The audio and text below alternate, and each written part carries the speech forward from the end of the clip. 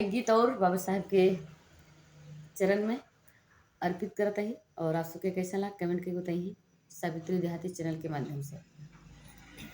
अरे 14 अप्रैल गईली अरे अम्मा की बगिया 14 अप्रैल गईली अरे अम्मा की बगिया तमोरी ननदी हो बोलेली कोयलिया जय भीम छोटी ननदी हो बोलेली कोयलिया जय भीम। हाँ कोयलिया जय भीम हो कोयलिया जय भीम हो कोयलिया जय भीम छोटी ननदी हो बोलेली कोयलिया जय भीम बड़ी ननदी हो बोलेली कोयलिया जय भीम। अरे कपड़ा धोवावे हम अरे धोबी घाटे गईली कपड़ा धोआवे हम धोबी घाटे गईली मोरी ननदी हो बोलेली धोबिनिया जय भीम मोरी ननदी हो बोलेली जय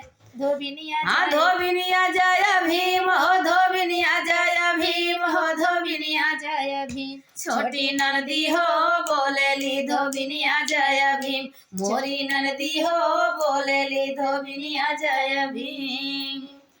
अरे दूरवा से देखली बाबा साहब के मूर्तिया दूरवा से देखली बाबा साहब के मूर्तिया तमोरी ननदी हो लोगवा बोले जय भीम छोटी ननदी हो लोगवा बोले जय भीम। हाँ बोले जय भीम हो बोले जय भीम हो बोले जय भीम मोरी ननदी हो लोगवा बोले जय भीम छोटी ननदी हो बोलेली कोयलिया जय भीम।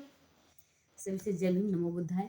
आप लोग को अगर गीत अच्छा लगे तो कमेंट में जय भीम नमो बुद्धाय जरूर लिखिएगा। Thank you.